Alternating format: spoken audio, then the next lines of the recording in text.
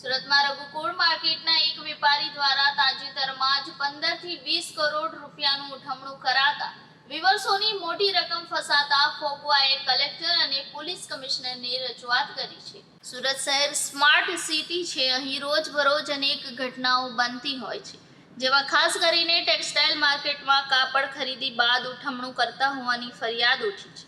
આ અંગે અનેક ફરિયાદ પોલીસ મથકે નોંધાઈ છે।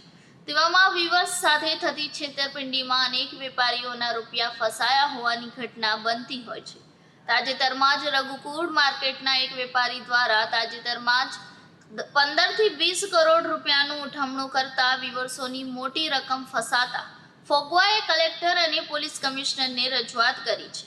વધુમાં ફોગવાના પ્રમુખે જણાવ્યું, આજે રજૂઆત કરવા એટલા માટે આવ્યા છીએ કે જે લોકો એક ઉઠામણાનો દૂર ચલાવી રહેશે, આખું સ્કેન્ડલ ચાલી રહ્યું છે, એમાં આ વખતે મોટા માથાઓ સંડોવાયેલા છે। આગળ અનાસ મોતિયાણી કરીને ગ્લોબલની અંદર એક 20-25 કરોડનું ઉઠામણું કર્યું હતું, ત્યાર પછી જ્યારે સીપી સાહેબે પોતે હેન્ડલ કરીને આ આખા કેસને હેન્ડલ કરેલો અને જેમાં રિકવરી આવે છે 7-8 કરોડની રિકવરી આવી હતી અને બાકીની કાર્યવાહી ઇકોસેલે કરી છે અને આજે એ હજુ પણ એ ગુનેગાર છે, ભાગતો ફરે છે અને દુબઈમાં છે। આજે જે પરિસ્થિતિ છે એમાં મોટા માથાઓ છે, જેની પાસે અઢળક મિલકતો છે, આલિશાન ફ્લેટોમાં રહે છે, એવા ભાઈ આશીષ સુરેખા અને સ્નેહા સુરેખા અને અંજુ કેડિયા એમ 3 જ લોકો આમાં સામેલ છે અને બાકીના બીજા અમે આની અંદર જોઈન્ટ કર્યા છે કે જેની પાસે મિલકત છે છતાં પણ પ્રી પ્લાનિંગથી એટલું મોટું ઉઠામણું કર્યું છે, જેનો ભોગ વિવર્સો બન્યા છે। નિર્દોષ વિવર્સોને ન્યાય માટે અમે સીપી સાહેબને આવ્યા છીએ